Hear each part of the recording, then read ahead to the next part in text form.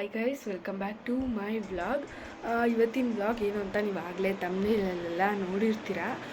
ನಮ್ಮಮ್ಮ ನಾವು ಕಾಲೇಜ್ಗೆ ಹೋಗ್ಬೇಕಲ್ವ, ಸೊ ಲೇಟ್ ಆಗುತ್ತೆ ಅಂದ್ಬಿಟ್ಟು ನಾಷ್ಟ ಮಾಡೋಕ್ಕೆ ತರಕಾರಿ ಎಲ್ಲ ಒತ್ತರಿಸ್ಕೊಡ್ತಾಯಿದ್ರು.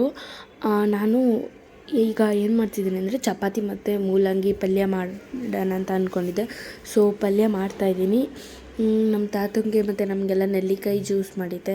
ಸೊ ಅದು ರೆಡಿ ಆಯಿತು. ಕೊಟ್ಟೆ ಪಲ್ಯ ಇವಾಗ ಬೇಯ್ತಿದೆ. ರಾತ್ರಿ ನನ್ನ ತಂಗಿ ಚಪಾತಿ ಹಿಟ್ಟು ಕಲಿಸಿದ್ಲು. ಸೊ ಚಪಾತಿ ಹಿಟ್ಟು ರೆಡಿಯಾಗಿದೆ. ನಮ್ಮಮ್ಮ ಅದನ್ನು ಫುಲ್ಲು ಉಂಡೆ ಕಟ್ಟಿ ಕೊಡ್ತಿದ್ದಾರೆ. ಓದ್ಕೊಳ್ಳೋಕೆ ಈಸಿ ಆಗುತ್ತೆ ಅಲ್ಲೇ ಬೇಯಿಸ್ಕೊಳ್ಳೋಕ್ಕೆ ಅಂತ ಅಂದ್ಬಿಟ್ಟು ನಾನು ಎಲ್ಲರಿಗೂ ಈಗ ಚಪಾತಿ ಓದ್ಕೊಡ್ತಾಯಿದ್ದೀನಿ. ಮತ್ತು ನನ್ನ ತಮ್ಮಂಗೆ, ನಮ್ಮ ದೊಡ್ಡಮ್ಮ, ನಮ್ಮ ಅಣ್ಣ ಅವರೆಲ್ಲ ಫೋನ್ ಮಾಡಿ ವಿಶ್ ಮಾಡ್ತಾಯಿದ್ರು. ಸೊ ನಾನು ಹೇಳೋದೇ ಮರ್ತೋದೆ, ಇವತ್ತು ನನ್ನ ತಮ್ಮನ ಬರ್ತಡೇ, ಅದಕ್ಕೆ ಈ ವ್ಲಾಗ್ನ ಮಾಡ್ತಿರೋದು. ಚಪಾತಿನ ನನ್ನ ತಂಗಿ ಕೂಡ ಬೇಯಿಸ್ಕೊತಿದ್ಲು. ಆಮೇಲೆ ನಮಗೆ ಲೇಟ್ ಆಗುತ್ತೆ ಅಂತ ಅಂದ್ಬಿಟ್ಟು ನಮ್ಮ ಮಮ್ಮಿ ನಾನು ಬೇಯಿಸ್ತೀನಿ ನೀವು ಹೋಗಿ ಅಂತ ಅಂದರು. ಸೊ ಇವಾಗ ರೆಡಿಯಾಗೋಕ್ಕೆ ಬಂದಿದ್ದೀವಿ. ಅವಳು ತಲೆ ಬಚ್ಕೋತಿದ್ದಾಳೆ. ಕಾಲೇಜ್ ಟೈಮ್ ಆಯ್ತಲ್ಲ, ಸೊ ಅದಕ್ಕೆ ಅವಳು ಬೇಗ ರೆಡಿ ಆಗ್ತಿದ್ದಾಳೆ. ನಾನು ಕೂಡ ಡ್ರೆಸ್ ಚೇಂಜ್ ಮಾಡಾಯಿತು. ಇವಾಗ ನಾನು ತಲೆ ಬಾಚ್ಕೋಬೇಕು. ತಲೆ ಬಾಚ್ಕೊಂಡು ನಾಷ್ಟ ಮಾಡಿಕೊಂಡು ಹೋಗಬೇಕು. ನನ್ನ ಫ್ರೆಂಡು ಕೂಡ ಬರ್ತೀನಿ ಅಂತ ಹೇಳಿದ್ದಾಳೆ. ಸೊ ಅವಳನ್ನ ಕರ್ಕೊಂಡು ಹಾಗೆ ಕಾಲೇಜ್ಗೆ ಹೋಗಿ ಆಮೇಲೆ ಸಿಗ್ತೀನಿ. ಓಕೆ, ಇವಾಗ ತಿಂಡಿ ರೆಡಿಯಾಗಿದೆ. ಅಮ್ಮ ಫುಲ್ಲು ಚಪಾತಿ ಬೇಯಿಸಿದ್ರು. ಸೊ ಪಲ್ಯನೂ ರೆಡಿಯಾಗಿದೆ. ಇವಾಗ ನಾಷ್ಟ ಮಾಡ್ಕೋತಿದ್ದೀವಿ. ನನ್ನ ತಂಗಿನೂ ಕೂಡ ನಾಷ್ಟ ಮಾಡ್ತಿದ್ದಾಳೆ. ಅಲ್ಲೈತೆ ಅಲ್ಲಾಯ್ತು ನೋಡಿ, ಎಷ್ಟು ಕಾಟ ಕೊಡ್ತಾಳೆ. ಅವಳು ಬ್ರೇಸ್ಲೆಟ್ ಕೊಟ್ಟಿಲ್ಲ ಅಂದರೆ ಅಪ್ಪ ಏನೋ ಚಿನ್ನದ ಬ್ರೇಸ್ಲೆಟ್ ಅನ್ನೋ ಥರ ಆಡ್ತಾಳೆ. ಇದನ್ನ ತಗೋ, ರೆಡ್ಡೇ ಮ್ಯಾಚ್ ಆಗೋದಲ್ಲ. I don't want red. ಇದು ನಂಗೆ ಇಷ್ಟ ಗೈಸ್. ನೋಡಿ ಎಷ್ಟು ಚೆನ್ನಾಗಿ ಕ್ಯೂಟಾಗಿದೆ ಕಲರು.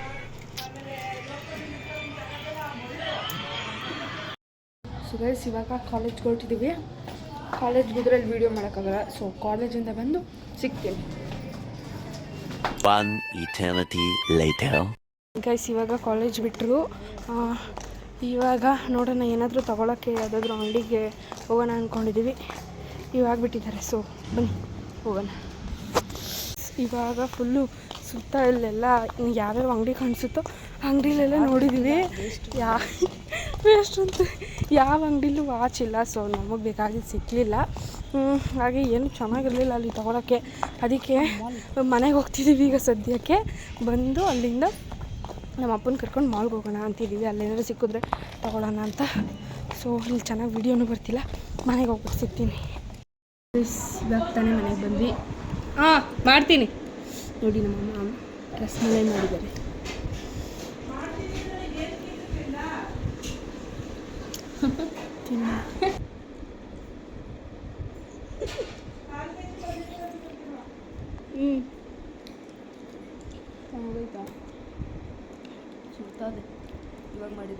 ಈಗ ಮಾಡ್ದ ಮಮ್ಮಿ, ಸುಡ್ತೈತೆ. ಸೀದೋಗಬೇ ಡ್ರೈ ಫ್ರೂಟ್ಸು ಚೆನ್ನಾಗಿದೆ ಗೈಸ್. ಇವಾಗ ರಸಮಲೈ ತಿನ್ಕೊಂಡು ಬಂದು ಚೆನ್ನಾಗಿತ್ತು. ಇವಾಗ ಏನು ಅನ್ಕೋತಿದ್ವಿ ಅಂದರೆ, ಅಪ್ಪ ಹಾಸ್ಪಿಟ್ಲಿಗೆ ಹೋಗಿದ್ದಾರೆ ನಮ್ಮ ತಾತನ ಕರ್ಕೊಂಡು ಡ್ರೆಸ್ಸಿಂಗ್ ಮಾಡ್ಸೋಕ್ಕೆ. ಸೊ ಅವ್ರು ಬಂದಮೇಲೆ ಅವ್ರನ್ನ ಕರ್ಕೊಂಡು ಮಾಲ್ಗೆ ಹೋಗಿದ್ದು ಬರೋಣ. ಅಲ್ಲೇನಾದರೂ ಸಿಕ್ಕಿದ್ರೆ ತೊಗೊಳ್ಳೋಣ, ಇಲ್ಲಾಂದರೆ ಏನಾದರೂ ಜುಗಾಡ್ ಕೆಲಸ ಮಾಡೋಣ ಅಂತ ಅಂದ್ಕೊಂಡಿದ್ವಿ. ನೋಡೋಣ. ಎಲ್ಲ ಐಡಿಯಾ ಇವ್ರದ್ದೇ, ಕಾಸು ಮಾತ್ರ ನಂದು. ಗೈಸ್, ಇವಾಗ ಅಪ್ಪನ ಕರ್ಕೊಂಡು ಮಾಲ್ಗೆ ಹೋಗ್ತಿದ್ದೀವಿ. ನೋಡೋಣ ಅಲ್ಲೇನು ಸಿಗುತ್ತೆ ಅಂತ. ಗೈಸ್, ಇವಾಗ ಮಾಲ್ ಹತ್ರ ಬಂದಿದ್ದೀವಿ. ಸೊ ನಾವು ಹುಡುಕಿದ್ದು ಸಿಕ್ಕಲಿಲ್ಲ ಅಂತಂದರೆ ಏನು ಸಿಗುತ್ತೋ ಅದನ್ನೇ ತಗೊಂಡೋಗೋಣ ಅಂತ ಫಿಕ್ಸ್ ಆಗಿಬಿಟ್ಟಿದ್ದೀವಿ. ಆಲ್ಮೋಸ್ಟ್ ಎಲ್ಲ ಚೆನ್ನಾಗಿತ್ತು. ಬಟ್ ನನ್ನ ತಮ್ಮಂಗೆ ಕೊಡೋ ಥರ ಯಾವುದೂ ಇರಲಿಲ್ಲ. ಹುಡುಕಿದ್ವಿ, ಯಾಕೋ ನಮ್ಮ ಅಪ್ಪನೂ ಇಲ್ಲಿ ಬೇಡ, ಅವನು ಏನು ಕೊಡಿಸಿದ್ರು ಹಾಳು ಮಾಡ್ಕೋತಾನೆ ಅಂದರೆ. ಒಟ್ನಲ್ಲಿ ಕಲೆಕ್ಷನ್ಸ್ ಮಾತ್ರ ತುಂಬ ಚೆನ್ನಾಗಿತ್ತು. ನನಗಂತೂ ಸಖತ್ ಇಷ್ಟ ಆಯಿತು ಅಲ್ಲಿ ಎಲ್ಲ. ಇದನ್ನು ನನ್ನ ತಮ್ಮಂಗೆ ಗಿಫ್ಟ್ ತಗೋ ಅಂತ ಅಂದರೆ, ಅವಳಿಗೆ ನನಗೆ ಬೇಕು ಅಂತ ಅಂದ್ಬಿಟ್ಟು ಅವಳೇ ಗಿಫ್ಟ್ ತೊಗೊಬಿಟ್ಟಿದ್ದಾಳೆ ನೋಡಿ. ಇವಾಗ ಕೇಕ್ ಆರ್ಡ್ರ್ ಕೊಡೋಕ್ಕೆ ಅಂತ ಬೇಕ್ರಿ ಹತ್ರ ಬಂದಿದ್ದೀವಿ. 1 kg ಕೇಕ್ ಆರ್ಡ್ರ್ ಕೊಡೋಣ ಅಂತ ಅಂದ್ಕೊಂಡಿದ್ವಿ. ನೋಡಿ, ನನ್ನ ತಮ್ಮ ರಂಗನಾಥ್ ಸ್ವಾಮಿ ಥರ ಹೆಂಗೆ ಮಲ್ಕೊಂಡು ಟಿ ವಿ ನೋಡ್ತಿದ್ದಾನೆ. ಅಲ್ಲಿ ಬಟ್ಟೆ ತೊಗೊಬಂದ್ವಿ ನಾವು. ಅಲ್ಲೇನು ಇಷ್ಟ ಆಗಲಿಲ್ಲ, ಸೊ ನಂಗೆ ಗೊತ್ತಿಲ್ಲ, ಅಲ್ಲೇ ಎತ್ತಿಟ್ಟಿದ್ವಿ. ಅವ್ನು ಪಾಡ್ಕೊಂಡು ಟಿ ವಿ ನೋಡ್ತಿದ್ದ. ಹಾಗೆ ಕ್ರೀಮ್ ಬನ್ ಅಂತ ಅಂದ್ಬಿಟ್ಟು ಕ್ರೀಮ್ ಬನ್ ತರಿಸಿದ್ಲು ನನ್ನ ತಂಗಿ. ಸೊ ಅದನ್ನು ಕೂಡ ಎಲ್ಲರಿಗೂ ಕಟ್ ಮಾಡಿಬಿಟ್ಟು ತಿಂತಾ ಇದ್ವಿ. ಬರುವಾಗ ನನ್ನ ತಂಗಿ ಕ್ರೀಮ್ ಬನ್ ಬೇಕು ಅಂತ ತರಿಸಿಲ್ಲ, ತಗೊಬಂದಿದ್ವಿ. ಸೊ ಅದನ್ನು ತಿಂತಾ ಇದ್ದೀನಿ. ಸೊ ಗೈಸ್, ಇವಾಗ 7:30 ಆಗಿದೆ.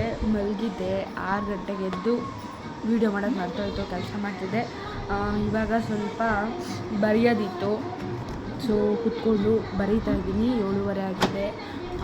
ಕೇಕ್ ಆರ್ಡ್ರ್ ಕೊಟ್ಟಿದ್ವಲ್ಲ, ಸೊ ತೊಗೊಬರ್ಬೇಕು. ಆದರೆ ಇನ್ನೂ ಅಪ್ಪ ಬಂದಿಲ್ಲ, ಲೇಟ್ ಆಗುತ್ತೆ ಅನಿಸುತ್ತೆ. ಮೋಸ್ಟ್ಲಿ ಬರ್ತೀನಿ ಅಂತ ಹೇಳಿದರು. ನೋಡೋಣ ಅಂತ ಕಾಯ್ತಾ ಇದ್ದೀವಿ.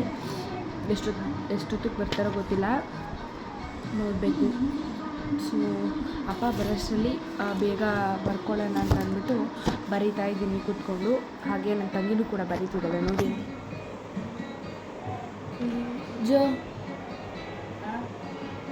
ಇಲ್ಲೋಡು ನೋಡಿ, ಬರೀತಾ ಇದ್ದಾಳೆ ಪಾಪ. ಜಾಸ್ತಿ ಕೊಟ್ಟವ್ರ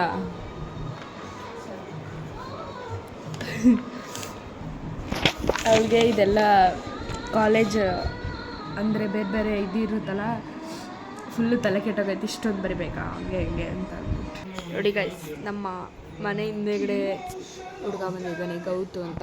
ಗೌತು ಇಲ್ಲೋಡು, ಗೌತು ಏನು ಸಖತ್ತಾಗಿ ಲುಕ್ ಕೊಡ್ತಾನೆ ಗೊತ್ತಾ ಗೈಸ್. ನನ್ನ ತಂಗಿ ಏನಾದರೂ ಅಂದರೆ ಗುರಾಯಿಸ್ಕೊಂಡು ನೋಡ್ತಾನೆ, ಎದುರುಕೊಂಡೇ ಬಿಡ್ತಾನೆ ನನ್ನ ತಂಗಿ ಒಂದು ಲುಕ್ಗೆ ಅಲ್ವಾ ಗೌತು?